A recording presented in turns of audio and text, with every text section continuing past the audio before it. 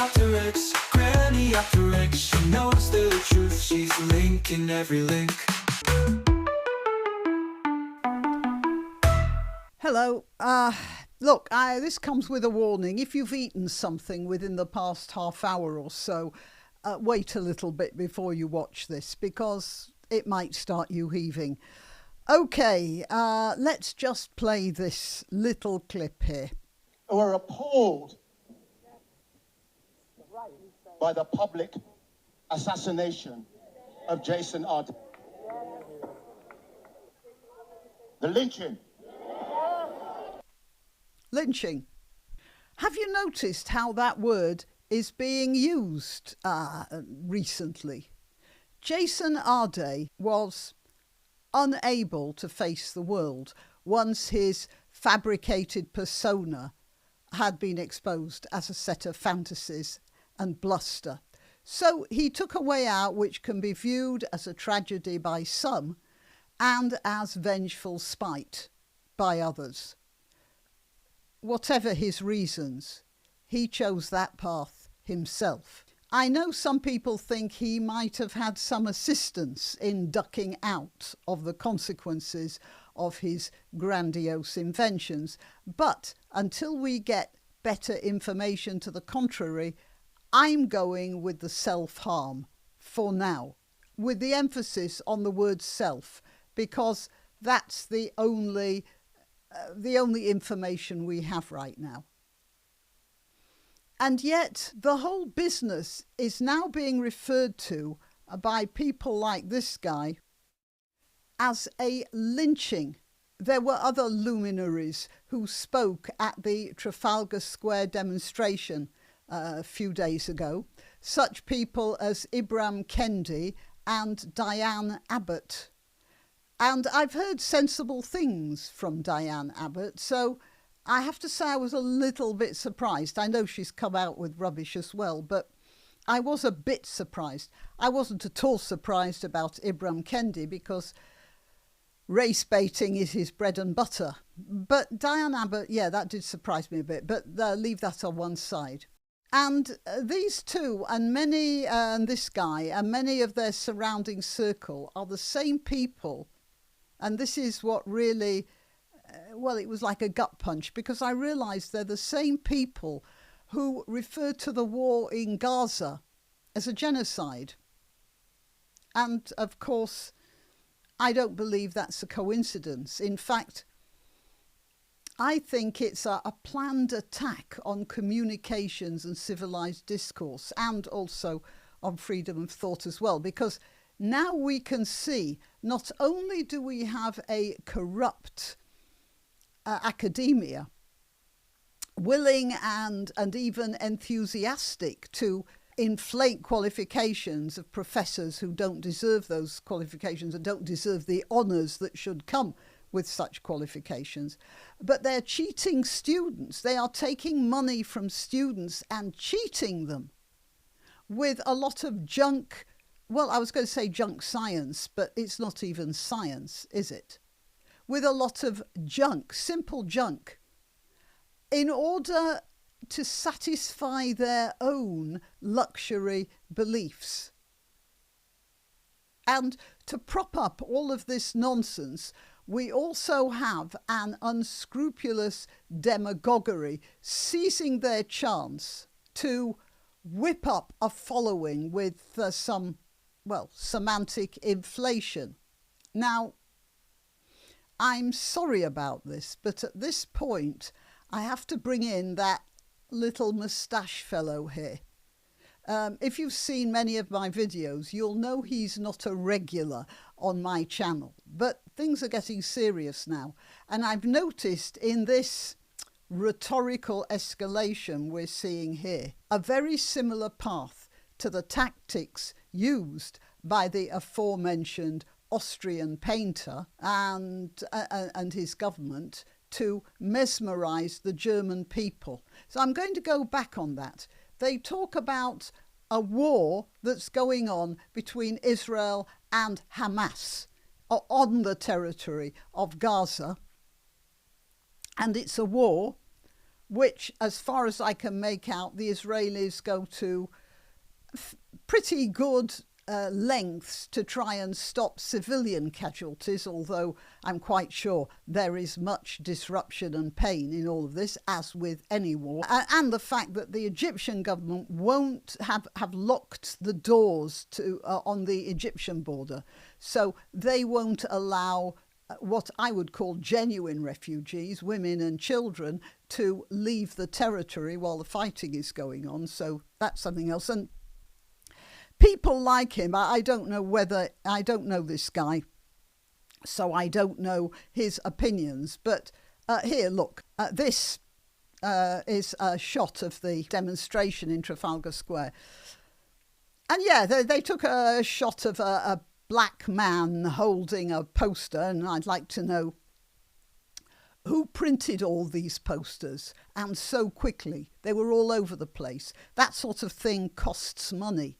You have to put it together, you know. You've got to print it on a board that will stand up to British weather and put it on a stick, and that has to be stapled on. I mean, all of that requires a lot of effort, and the printing itself is not cheap.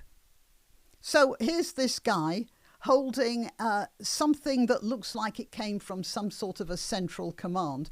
But look, there are plenty of blondes there as well. It's not all but black power here.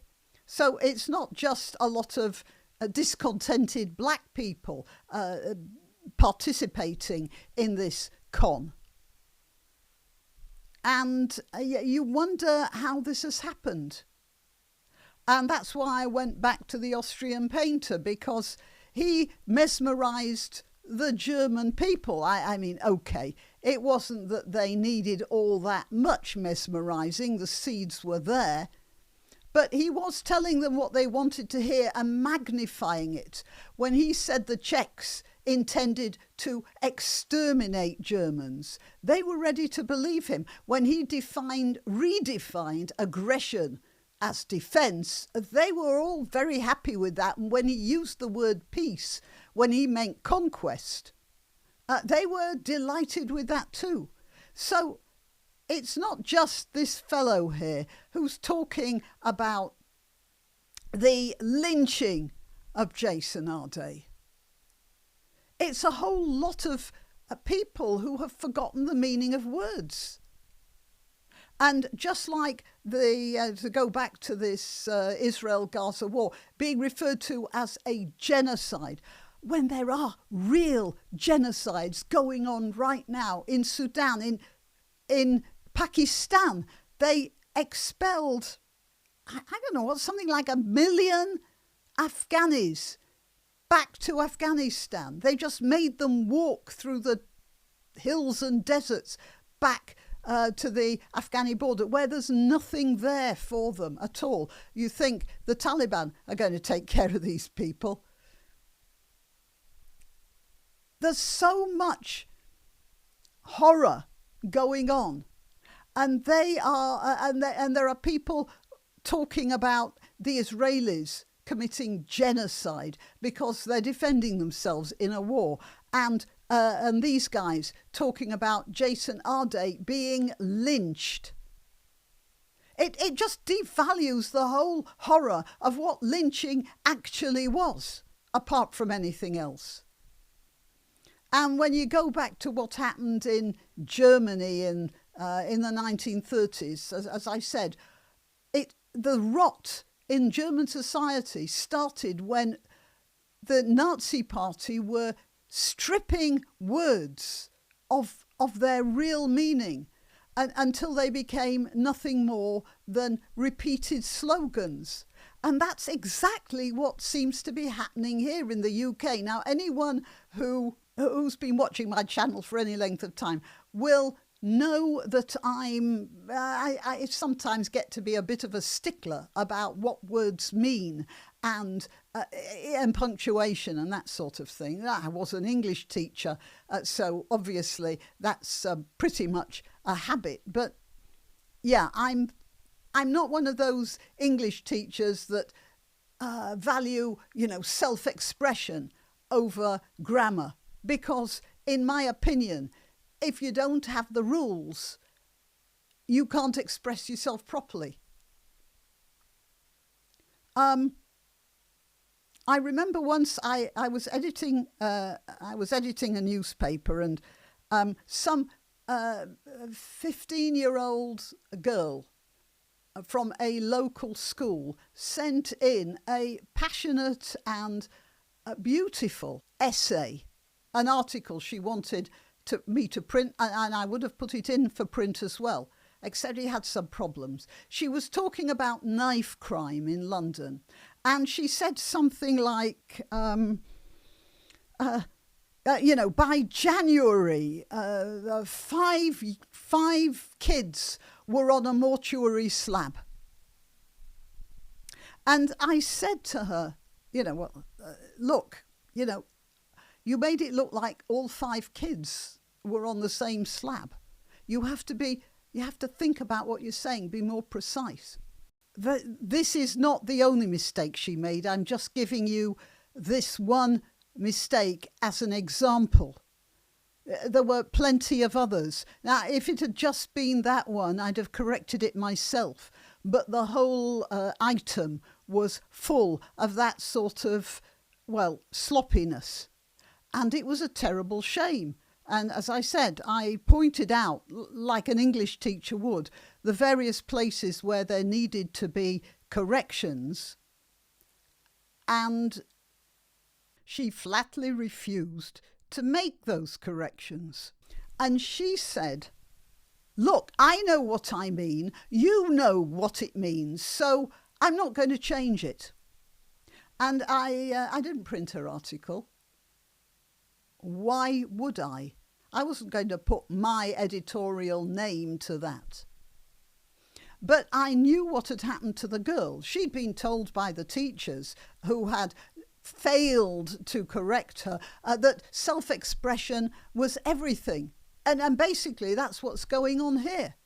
Emotions are everything. You feel terribly sorry for Jason Arday, so all the facts have to be moved round to fit that scenario. Look, you might find some people saying, well, black people, different cultural limits, more emotional, all the rest. But it's not that. Just look at those people there. They're not black people. You can't say that this degradation of the language is exclusive to black people who might be trying to twist things because they have this fellow feeling with Jason Arday.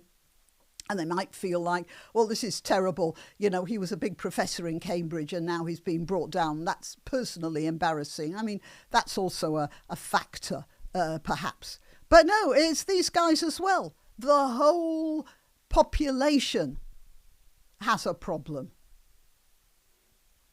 Now, I want to go back to those pro-Hamas demos because those sorts of people were there in those places as well.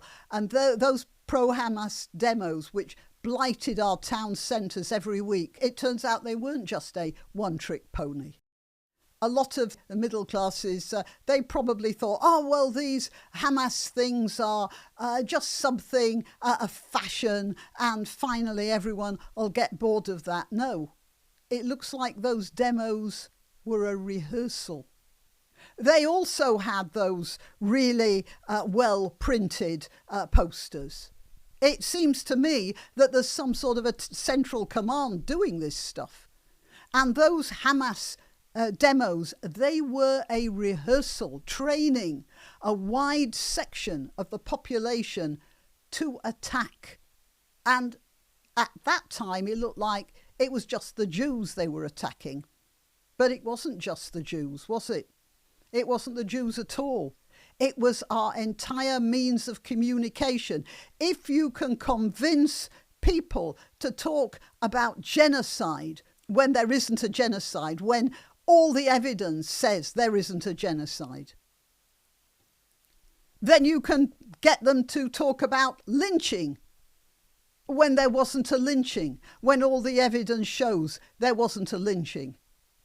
It's the same thing. And as I say, pedants like me have been laughed at for quibbling about grammar and definitions I see the comments under my videos sometimes when I've blasted off about grammar. But I'm sticking to my guns, so to speak, because it turns out my colleagues in arms have been right all the time. Because right now, and in real time, language is being emptied of its meaning. Distinctions between categories have been blurred. Ordinary arguments have become political weapons rather than instruments for describing reality. Perfectly reasonable disagreements are now called violence or racism or harm. Oh, God preserve us from harm. A couple of misplaced words become trauma.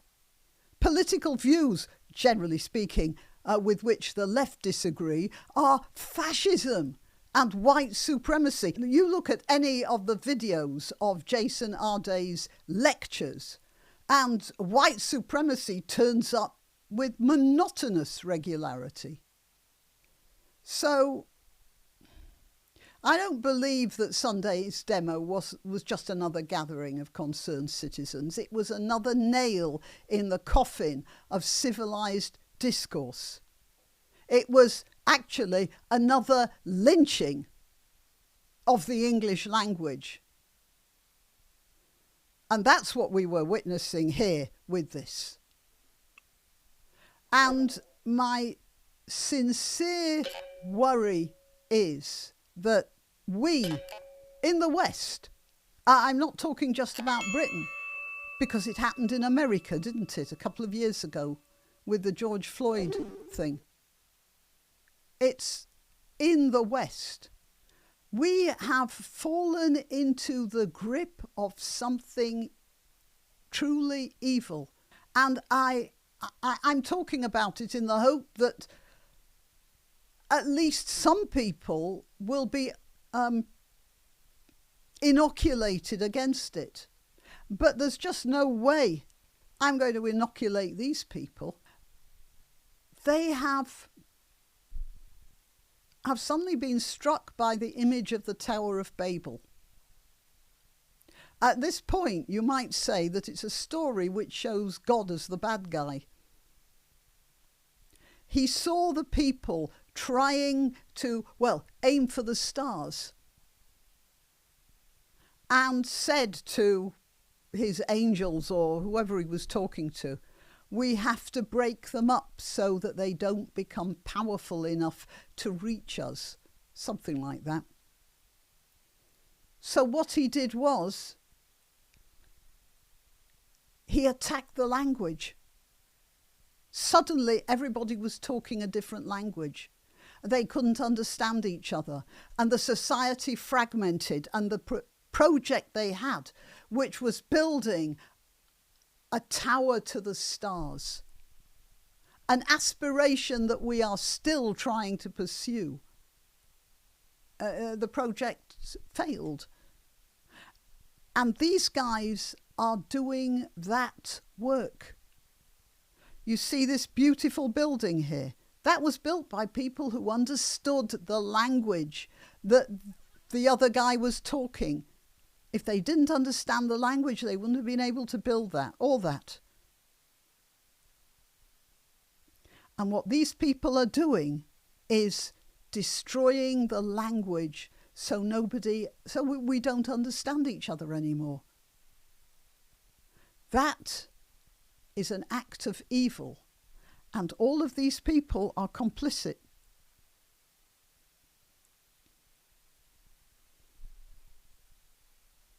Okay, till next time.